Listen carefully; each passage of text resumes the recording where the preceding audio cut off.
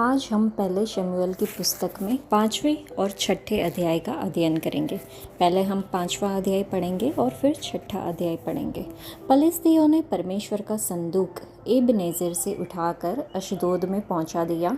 फिर पलिश्तियों ने परमेश्वर के संदूक को उठाकर दागोन के मंदिर में पहुंचाकर दागोन के पास रख दिया। दूसरे दिन अशदोदियों ने तड़के उठकर क्या देखा कि दागोन यहोवा के संदूक के सामने औंधे मुंह भूमि पर गिरा पड़ा है। तब उन्होंने दागोन को उठाकर उसी के स्थान पर फिर खड़ा किया। फिर अगले दिन जब वे तड़के उठे तब क्या देखा कि दागोन यहोवा के संदूक के सामने औंधे मुंह भूमि पर गिरा पड़ा है और दागोन का सिर और दोनों हथेलियां डेवढ़ी पर कटी हुई पड़ी है। इस प्रकार दागोन का केवल धड़ समूचा रह गया। इस कारण आज के दिन तक भी दागोन के पुजारी और जितने दागोन के मंदिर में जाते हैं वे अशदोद में दागोन की डेवढ़ी पर पाँव नहीं रखते। तब यहोवा का हाथ अशदोदियों के ऊपर भारी पड़ा और वह उन्हें नष्ट करने लगा और उसने अशदोद और उसके आसपास के लोगों के गिलटियाँ निकाली। यह हाल देखकर अशदोद के लोगों ने कहा, इस्राएल के देवता का संदूक हमारे मध्य रहने नहीं पाएगा, क्योंकि उसका हाथ हम पर और हमारे देवता दागोन पर कठोरता के साथ पड़ा है। तब उन्होंने पलिश्तियों के सब सरदारों को बुलवा भेजा और उनसे पूछा, हम इस्राएल के देवता के संदूक से क्या करें? वे बोले, इस्राएल के देवता का संदूक घुमाकर गत नगर में पहुंचाया जाए। अतः उन्होंने इस्राएल के परमेश्वर के संदूक को घुमाकर गत में पहुंचा दिया। जब वे उसको घुमाकर वहां पहुंचे तो यूं हुआ कि यहोवा का हाथ उस नगर के विरुद्ध ऐसा उठा कि उसमें अत्यंत बड़ी हलचल मच गई और उसने छोटे से बड़े तक उस नगर के सब लोगों को मारा और उनके गिलटियां निकलने लगी। तब उन्होंने परमेश्वर का संदूक एक्रोन को भेजा और ज्यों ही परमेश्वर का संदूक एक्रोन में पहुंचा त्यों ही एक्रोनी यह कहकर चिल्लाने लगे, इस्राएल के देवता का संदूक घुमाकर हमारे पास इसलिए पहुंचाया गया है कि हम और हमारे लोगों को मरवा डालें। तब उन्होंने पलिश्तियों के सब सरदारों को इकट्ठा किया और उनसे कहा, इस्राएल के देवता के संदूक को निकाल दो कि वह अपने स्थान पर लौट जाए और हमको और हमारे लोगों को मार डालने न पाए। उस समस्त नगर में तो मृत्यु के भय की हलचल मच रही थी और परमेश्वर का हाथ वहाँ बहुत भारी पड़ा था और जो मनुष्य न मरे वे भी गिलटियों के मारे पड़े रहे और नगर की चिल्लाहट आकाश तक पहुँची। अब हम 6ठा अध्याय पढ़ेंगे। यहोवा का संदूक पलिश्तियों के देश में 7 महीने तक रहा। तब पलिश्तियों ने याजकों और भावी कहने वालों को बुलाकर पूछा, यहोवा के संदूक से हम क्या करें? हमें बताओ कि क्या प्रायश्चित देकर हम उसे उसके स्थान पर भेजें? वे बोले, यदि तुम इस्राएल के देवता का संदूक वहाँ भेजो तो उसे वैसे ही न भेजना, उसकी हानि भरने के लिए अवश्य ही दोष बलि देना। तब तुम चंगे हो जाओगे और तुम जान लोगे कि उसका हाथ तुम पर से क्यों नहीं उठाया गया। उन्होंने पूछा, हम उसकी हानि भरने के लिए कौन सा दोष बलि दे? वे बोले, पलिश्ती सरदारों की गिनती के अनुसार सोने की 5 गिलटियाँ और सोने के 5 चूहे, क्योंकि तुम सब और तुम्हारे सरदार दोनों एक ही रोग से ग्रसित हो। तो तुम अपनी गिलटियों और अपने देश के नष्ट करने वाले चूहों की भी मूर्तें बनाकर इस्राएल के देवता की महिमा मानो। संभव है वह अपना हाथ तुम पर से और तुम्हारे देवताओं और देश पर से उठा ले। तुम अपने मन क्यों ऐसे हठीले करते हो, जैसे मिस्रियों और फिरौन ने अपने मन हठीले कर दिए थे जब उसने उनके मध्य में अचंभित काम किए? तब क्या उन्होंने उन लोगों को जाने न दिया और क्या वे चले न गए? इसलिए अब तुम एक नई गाड़ी बनाओ और ऐसी 2 दुधार गायें लो जो जुए तले न आई हो, और उन गायों को उस गाड़ी में जोतकर उनके बच्चों को उनके पास से लेकर घर को लौटा दो। तब यहोवा का संदूक लेकर उस गाड़ी पर रख दो और सोने की जो वस्तुएं तुम उसकी हानि भरने के लिए दोष बलि की रीति से दोगे उन्हें दूसरे संदूक में रख के उसके पास रख दो। फिर उसे रवाना कर दो कि चली जाए, और देखते रहना, यदि वह अपने देश के मार्ग से होकर बेतशेमेश को चले तो जानो कि हमारी यह बड़ी हानि उसी की ओर से हुई। और यदि नहीं तो हमको निश्चय होगा कि यह मार हम पर उसकी ओर से नहीं परंतु संयोग ही से हुई। उन मनुष्यों ने वैसा ही किया, अर्थात 2 दुधार गाय लेकर उस गाड़ी में झोंती और उनके बच्चों को घर में बंद कर दिया, और यहोवा का संदूक और दूसरा संदूक और सोने के चूहों और अपनी गिलटियों की मूर्तों को गाड़ी पर रख दिया। तब गायों ने बेतशेमेश का सीधा मार्ग लिया, वे सड़क ही सड़क रंभाती हुई चली गई, और न दाहिने मुड़ी और न बाएं। और पलिश्तियों के सरदार उनके पीछे पीछे बेतशेमेश की सीमा तक गए। बेतशेमेश के लोग तराई में गेहूं काट रहे थे, और जब उन्होंने आंखें उठाकर संदूक को देखा तब उसके देखने से आनंदित हुए। गाड़ी यहोशू नामक एक बेतशेमेशी के खेत में जाकर वहां ठहर गई, जहां एक बड़ा पत्थर था। तब उन्होंने गाड़ी की लकड़ी को चीरा और गायों को होम बलि करके यहोवा के लिए चढ़ाया। और लेवियों ने यहोवा के संदूक को उस संदूक समेत जो साथ था, जिसमें सोने की वस्तुएं थी, उतार के उस बड़े पत्थर पर रख दिया।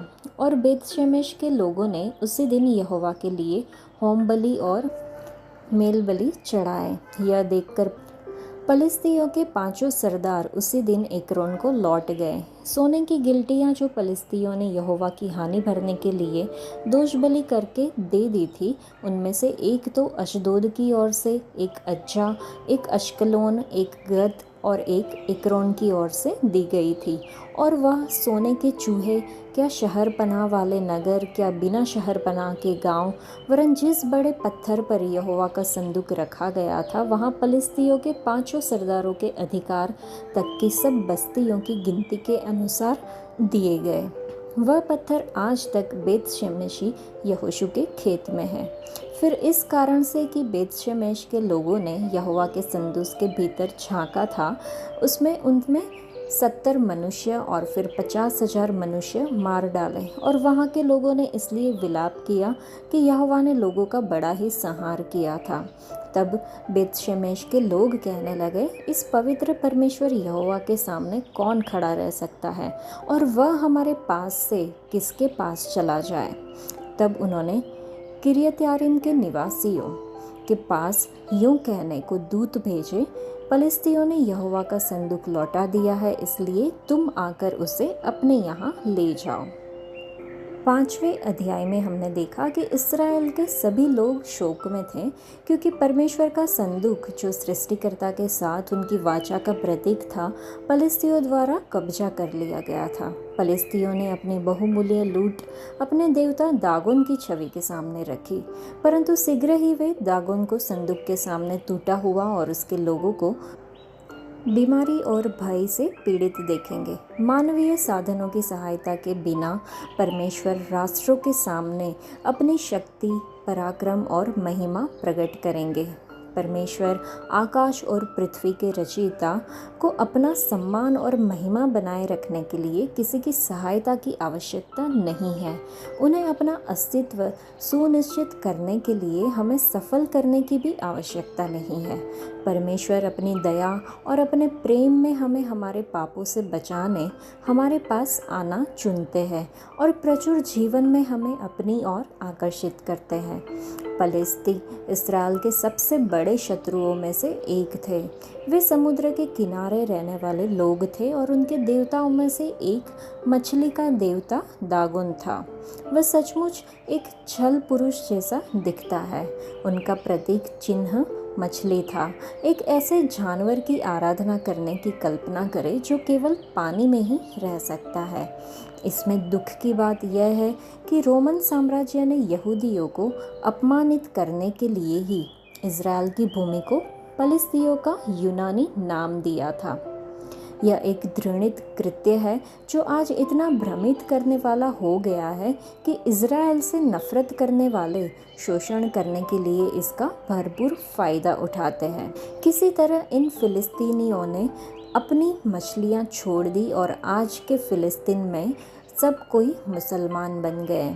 हालांकि इज़राइल अभी भी याह की आराधना करता है। यह कितना अद्भुत होगा जब उनकी आंखें खुलेगी और वो देख के समझ पाएंगे कि यीशुआ ही याह है।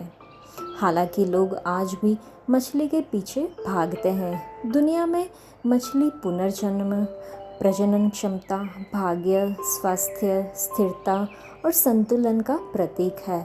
इन वादों के साथ लोगों को लुभाने वाले अनगिनत घोटाले हैं। क्या हम मसीही भी यहोवा का अनुसरण करने के बजाय इसका अनुसरण नहीं कर रहे हैं? हम यीशुआ द्वारा कही गई बातों का पालन क्यों नहीं करते कि हमें परमेश्वर के राज्य के नियमों का पालन करना चाहिए और ये चीज़ें हमें अतिरिक्त पुरस्कार के रूप में दी जाएगी। हमें सांसारिक सौदे अच्छे लगते हैं, हम राज्य का सौदा क्यों नहीं स्वीकार कर सकते? इस सप्ताह के दौरान चलिए एक पल रुके और देखें कि क्या हम ऐसी कोई मछली की आराधना करते हैं या हम परमेश्वर की आराधना करते हैं। चलिए हम इज़राइल के लिए भी प्रार्थना करें कि परमेश्वर उनकी आंखें खोले और उस मसीहा को वो देख पाए जिनको उन्होंने छेदा है और स्वीकार करें, क्योंकि अनंत शांति का एकमात्र उपाय वही है। जैसा हमने देखा कि फलिस्तियों ने जिसे वे इज़राइल का परमेश्वर मानते थे उस पर कब्जा कर लिया और उसे अपने देवता दागोन के मंदिर में ले गए, तो उन्होंने अपेक्षा की होगी कि इज़राइल का परमेश्वर दागोन जैसा होगा, एक गूंगा और मूक परमेश्वर जो किसी की बात पर प्रतिक्रिया या जवाब नहीं देता है। लेकिन वे कठिन तरीके से सीखते हैं कि इस्राएल का परमेश्वर सिर्फ एक मूर्ति नहीं था बल्कि एक जीवित परमेश्वर है और उनके द्वारा देखे गए किसी भी परमेश्वर से अधिक शक्तिशाली है। और जब उनके देवता दागोन का यहोवा द्वारा अपमान किया जाता है तो उनमें डर पैदा हो जाता है और वे इस्राएल के परमेश्वर को वापस करने का फैसला करते हैं। इस समय फलिस्तियों को यह स्वीकार करना चाहिए था कि परमेश्वर जो इज़राइल का परमेश्वर है वो सच्चा परमेश्वर है और उन्हें इज़राइल के साथ शांति बनाने और उनके परमेश्वर का अनुसरण करने के तरीके खोजने की कोशिश करनी चाहिए थी। प्रभु यीशु मसीह ने मरकुस रचित सुसमाचार में हम देखते हैं कि कहा कि परमेश्वर चाहते हैं कि उनका घर सभी राष्ट्रों के लिए प्रार्थना का घर कहलाए। लेकिन फलिस्ती दागोन के प्रति सच्चे रहे और उन्होंने इसकी कीमत चुकाई और अब भी अपने जीवन के द्वारा कीमत चुका रहे हैं।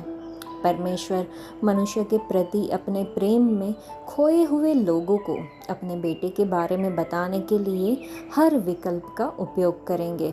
और 6ठे अध्याय से हम समझ सकते हैं कि फलिस्तियों ने परमेश्वर को आदर के योग्य समझा, परंतु वे उसे अनेक परमेश्वरों में से एक परमेश्वर के रूप में देखते थे। जब उन्होंने वाचा के संदूक के साथ अपनी दोष बलि भेजी तो उन्होंने अपने अन्य देवताओं की निंदा नहीं की, जबकि परमेश्वर ने खुद को उनके देवताओं से श्रेष्ठ दिखाया था। हमारे समय में भी ऐसा ही होता है। बहुत से लोग मसीही धर्म के प्रति, यहाँ तक कि प्रभु यीशु के प्रति भी अपना आदर व्यक्त करेंगे, लेकिन केवल इस अर्थ से कि मसीही धर्म उन अनेक धर्मों में से एक है जिनका आदर किया जाना चाहिए। जो लोग इस दृष्टिकोण को रखते हैं उनका सुझाव है कि हम सभी एक दूसरे के विचारों के प्रति पारस्परिक सम्मान रखते हुए एक साथ रह सकते हैं। इसमें समस्या ये है कि कई धर्म, परमेश्वर, धार्मिक शिक्षक और नैतिकता की प्रणालियाँ एक दूसरे के बिल्कुल विपरीत है। वे एक साथ नहीं रह सकते। सभी विचार और सभी धार्मिक दावे सम्मान के योग्य नहीं हैं। हमें सच्चे परमेश्वर की पहचान और हमसे उसकी क्या अपेक्षाएं हैं, ये निर्धारित करने के लिए हमारे पास उपलब्ध जानकारी को छांटने की ज़रूरत है। सह अस्तित्व और पारस्परिक सम्मान अच्छा लगता है, लेकिन विश्व धर्मों पर थोड़ा सा भी शोध करने पर यह स्पष्ट हो जाता है कि क्या सच है और क्या सिर्फ दिखावा है। इसके बीच हमें खुद ही अंतर करना होगा। आज के लिए इतना ही। परमेश्वर आप सबको आशीष दे। धन्यवाद।